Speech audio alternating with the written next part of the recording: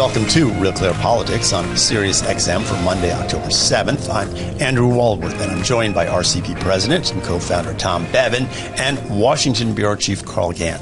So today marks the one-year anniversary of the brutal massacre by Hamas in Israel that killed 1,200 innocent people, with 251 more taken hostage.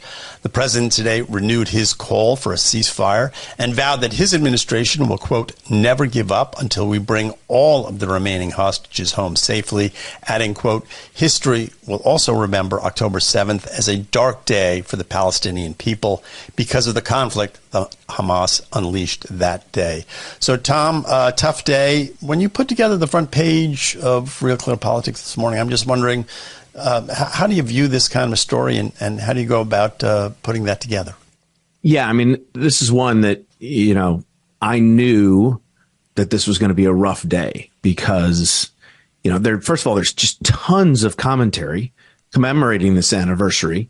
So there's a lot of content to sort of sift through to try and find the 5 or 6 best stories, right? We want to give this moment its due, but obviously, you know, we only have so much room on the front page, and there are other stories competing for time, like the election, not the least of which. But I knew this was going to be a tough day. But even by that measure, and trust me, over the last 24 years, I mean, I've assembled the front page every morning after a school shooting. Is just it's a terrible day. It's the worst. Those are the days that I like my job the least, when I have to read all of that commentary and aggregate it. But this morning was it was very tough. It was emotional. And you look at the stories that are on the front page.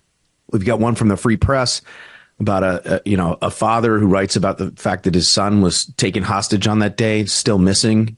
This piece in the Washington Post by Steve Hendricks about this kibbutz in Israel that's still a year on, has not recovered and may never recover. And some people have gone back. And this other story, Allison Pearson, which actually my wife found and sent to me yesterday, from the Telegraph. It's an interview of some of the survivors and the people who were on the ground helping that day, first responders, and the stories that they tell. It really does take you back to gets you to sort of ground level of the absolute evil and depravity and horror of that day and that attack and what took place and how those people suffered. And so, yeah, it was kind of a grim job this morning, but I hope that we put together a front page that really, takes people back and makes them, think and is the most interesting collection of articles on the issue today. Well, Carl, you're a newsman. How do you think about the coverage that you've seen so far of today? Well, I'll say this.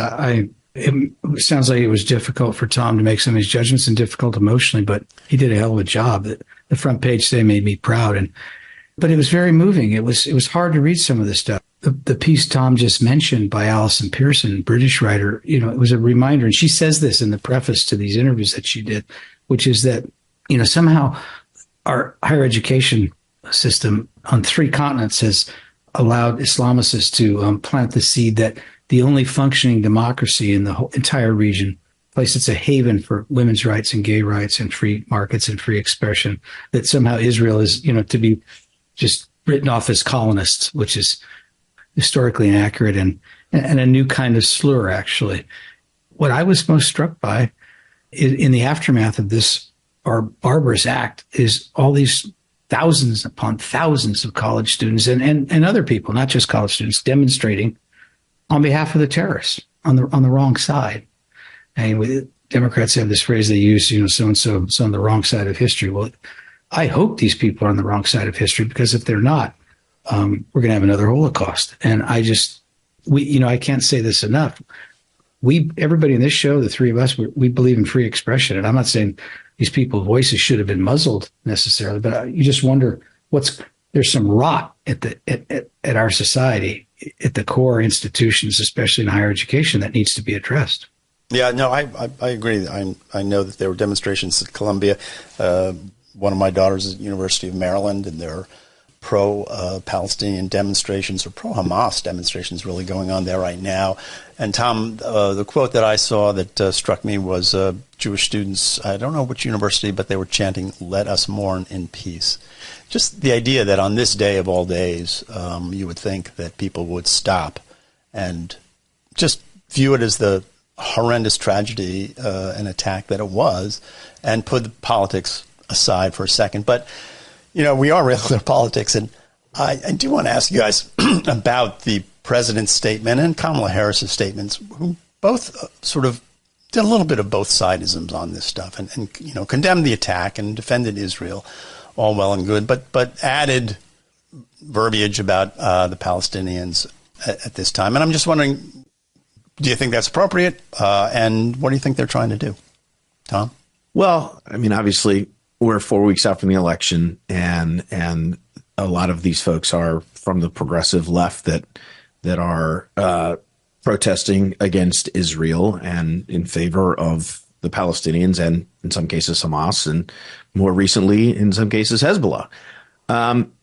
Look, this is one of those things because, there was October 7th, 2023 was a unifying moment, just like 9/11 was a unifying moment in this country. But it only lasted a few days. And now here we are 1 year on, and you do have, depending on whose count you want to use, something like 40,000, 41,000 people who have died in Gaza. And again, people will just be, well, how many of those are innocent civilians? How many of those were actual terrorists or terrorist sympathizers?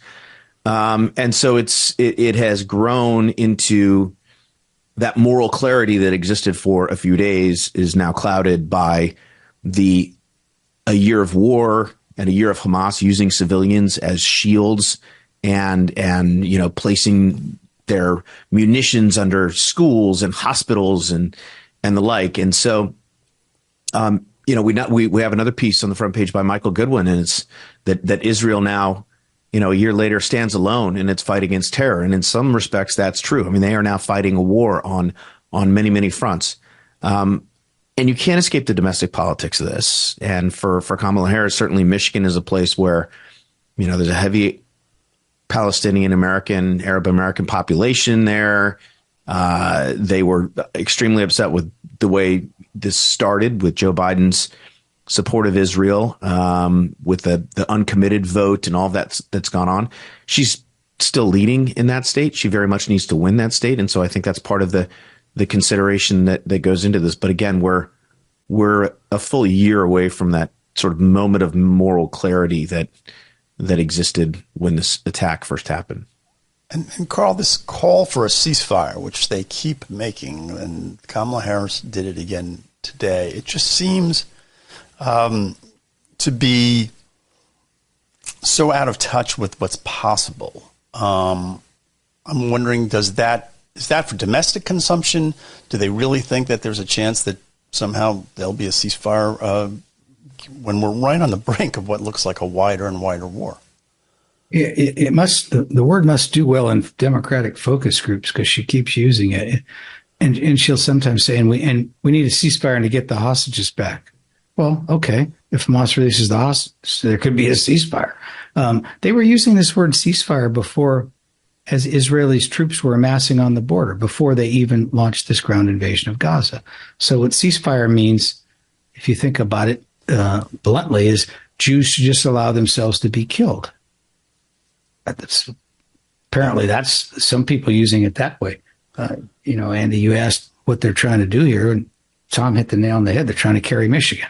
Mm-hmm. It seems to me that moral clarity, to use Tom's expression, would be a president of the United States or a vice president, or Donald Trump for that matter, saying to the American Arab voters of Dearborn, Michigan, Israel's not to. Who's to blame for these Palestinian civilians who've died?